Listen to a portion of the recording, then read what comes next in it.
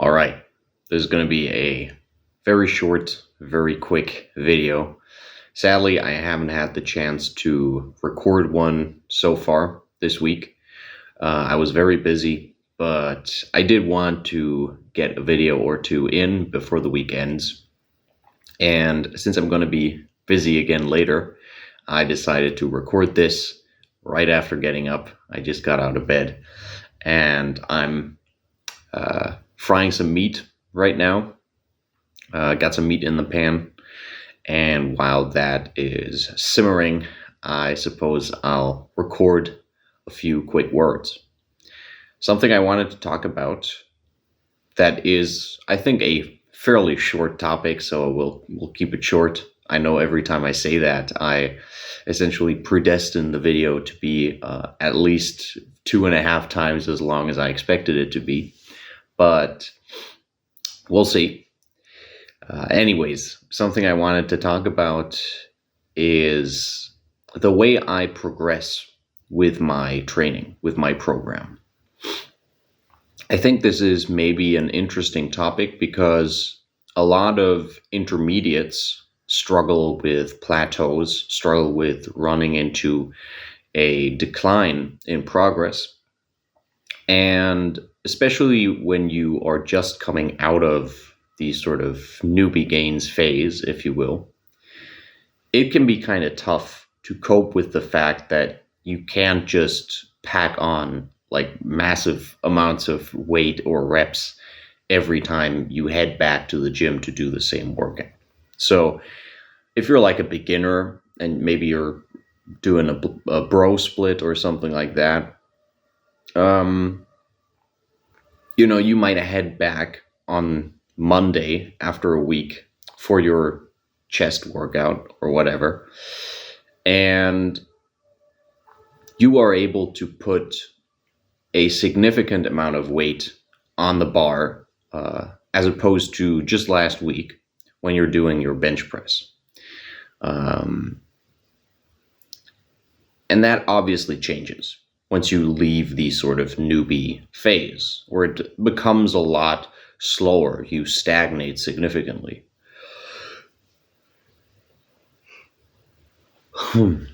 Now, obviously, as someone who has been working out for a very significant amount of time, I can't significantly increase the amount of weight or the amount of reps I can do each week. And in fact, there have been periods of time where I also plateaued. Now, I think there are some external reasons for that, and I'm going to go into those in a minute. But the fact of the matter is, I had points where in the training program that I was doing, I reached a point where I couldn't add on more reps. I couldn't even add on like a single rep or two on an exercise, on a set. And in some cases, there was even some stagnation. Not some stagnation, some regression, rather. I was progressing backwards, if you will. That's literal regression. You can tell I just got out of bed. Yeah, I was progressing backwards. Please don't quote me on that. So I was actually getting worse at sets I was doing. That's what I'm getting at. And the thing is, again, there are reasons for that when it comes to the program itself. So there are some external reasons. But I do think also there's some value in setting up a proper way of progression, even when you have a good program, even when your volume is decent, because that was one of the problems. In many cases, I did a lot of volume very quickly when I got into a new plan, into a new workout regimen. And I would run into a wall very quickly because at the beginning I was able to do the volume. I would progress for like 2 weeks or something like that. Then I would hit a wall. And after that, I would actually regress because I had been doing way too much volume, or the program was set up in like a wonky way where I was, doing too much volume for a certain muscle group. And some muscle groups were underworked. I probably could have done several sets more for them. And then other muscle groups, I couldn't add a single rep. And I was actually starting to get worse at my sets after a certain period of time, was actually struggling to hit the reps I had been hitting in previous weeks because those muscles were just incredibly overworked. But even when you have a good program, even right now, where I'm very satisfied with my program, and I've still made some small adjustments, even though the program right from the start was already significantly better than previous ones. Even when you have a good program, I think there's a lot of value in consciously thinking about how you want to progress. Now, I personally work out at home, as you guys know, and that means that I'm a little restricted when it comes to the weight I can add to an exercise. I'm going to check my meat real quick and return. Okay, flip the meat once, we can get back to the video. So I'm restricted in the amount of weight I can put on, in the amount of progression I can derive from putting weight on the bar. The reason why is I don't like to spend a ton of money on stuff, and I also don't have a ton of space in my apartment. So I mainly focus on getting a larger amount of weight that I can actually work out with for the majority of exercises, as opposed to getting a bunch of smaller weights so that I can more consistently progress. So I have a dualistic progression system for my training, which means I have two different avenues that I am using to progress. And this progression system is based on the way my workout itself is programmed. As I mentioned in previous videos, I have a sort of modified, advanced, higher level bro split, if you will, where essentially there is a focus for the day. So there is something like a lats day, a chest day, a traps day, which is already probably more sophisticated than your typical bro split. I do have, a day where I focus on legs, especially the upper legs and the glutes. And then I have an arms day, etc. And about the first third to maybe first half of the sets of each workout are focused on this focus muscle group or focus body part. And then the rest of the workout, the rest of the sets I am going to be doing, the rest of the exercises are a little bit here and there for most of the other body parts, depending on what has already recovered. And I talked about this in the past as well, of course. I do chest 3 times a week. I do legs 2 times a week. And then most other muscle groups I do almost every day. I do have one day where I don't do lats. Right now, I removed a little bit of lats. No, actually, I didn't remove any volume. That's not even true. I moved some of the volume from one of the days to another day. But essentially, most other body parts I'm doing almost every day. And the progression system that I have come up with is essentially 1 week, I will progress. I will push myself on the primary focus of the workout. So for the first third to first half of the workout, I will be pushing hard on, let's say it's my chest focus day, which is actually specifically upper chest focused as well. I will be pushing very, very hard on incline dumbbell press, on decline push-ups. stuff of that nature. And then for the rest of the workout, I'm just doing the sets I previously did, I did last week, and trying to have very clean form.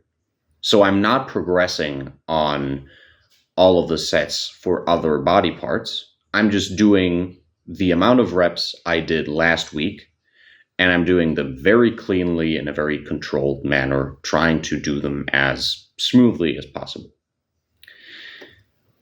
And I do this every day for the entire week, for shoulders, for traps, etc. And then next week, on the focus for each muscle group, so again, if we take the example of my chest day, my upper chest day, I try to match the number I did last week, and I work more on controlling my form, on doing it cleanly. And then on the extra sets, or extra sets, they are most of the workout, technically speaking, or at least half.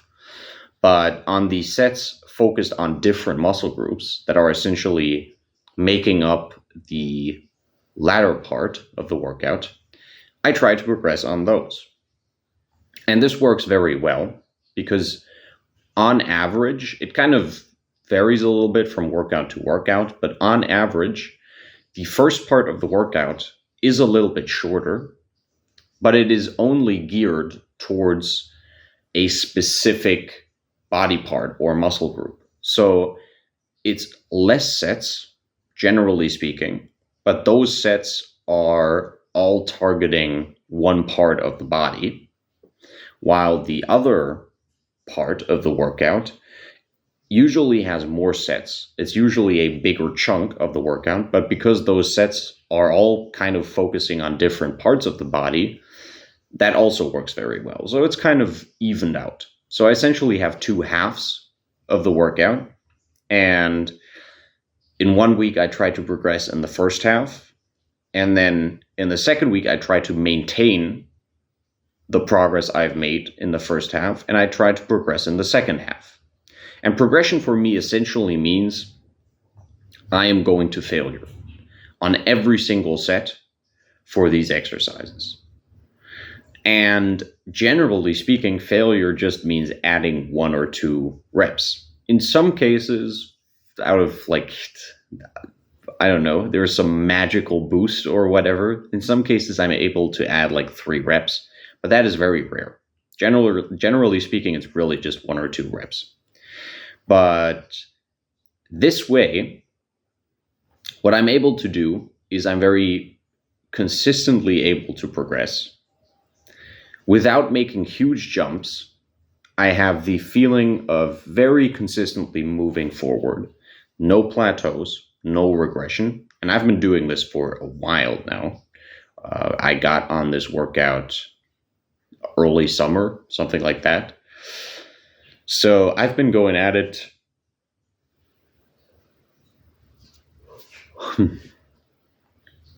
So I've been going at it very consistently, not regressed at any point, even when I had to take breaks from the workout because I was headed somewhere for, a couple of days or a week maybe. I didn't regress.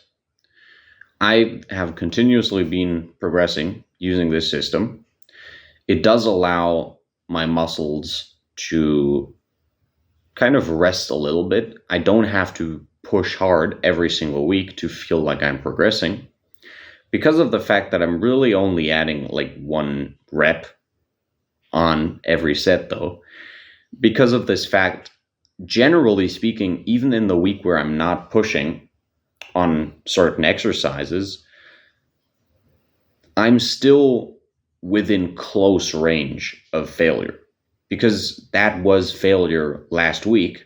So I'm maybe somewhere in between failure and 1 or 2 reps in reserve. So those are still very high quality sets, even though I'm not pushing hard on them, and I can work on proper form, right? On doing them very cleanly. And yeah, overall, it's a great progression system. that's going to be it for this video. This was just a quick little tidbit of information I wanted to talk about that might give you some ideas for your own programming. If you want to hear me talk about programming a little more in general, because I've spent a lot of time thinking about programming, working on different programs, and I've made some programs for other people as well. So if you're curious about this topic, if you want to know more, if you want to get in depth, if you're a numbers guy, let me know in the comments down below. If you enjoyed this video, go ahead and leave a like if you were entertained, if you learned something. And if you want to follow me on my journey of carnivore, which has been going well. Actually, fun fact, I wanted to mention this in this video because I remembered that I had the same thing kind of happen last time I was on carnivore, but I don't think I talked about it in the video I made. I actually have some wild dreams. Since I've hopped back on carnivore, I have these like hyper dangerous, aggressive, kind of like really in your face, trying to kill you sort of dreams. There's wild shit happening. Like I'm fucking drifting out to sea in a canoe. That was the dream I had last night. I was drifting out to sea in a fucking canoe, and that was like 1% of the dream. And the canoe is leaky. Okay, there's water getting into the canoe, and then I see a fucking huge monster shark in the distance coming towards me. I thought it was actually like a tsunami because the shark was so huge. And then there's tons of other sharks. Like that's the kind of fucking dream I'm having. And I'm always in like action mode in the dreams. And just now, before I got up, I was fighting someone with a knife. Like these dreams are crazy, man. You might be thinking, what the fuck is this dude talking about? But I actually notice a significant contrast. My dreams are a lot more high alert and high danger. And it's not really that I'm panicking in the dreams. I wouldn't say they are bad dreams because I actually enjoy dreams that are a little challenging in the dream. That sounds kind of weird, but you know, the same way I really enjoyed when I was playing video games more, playing on the hardest difficulty. I kind of like playing my dreams on the hardest difficulty. It's just that I've noticed that I get the hardest difficulty a lot more since I've been on carnivore again. And it was that way last time as well. There's probably some physiological reasons for that, or psychological as well. But yeah, I thought it was an interesting tidbit. That being said, if you want to follow me on my carnivore journey, go ahead and subscribe and activate the notification bell, I suppose. And yeah, that's going to be it. See you for another short video, maybe later today, in the evening, maybe tomorrow. We'll see.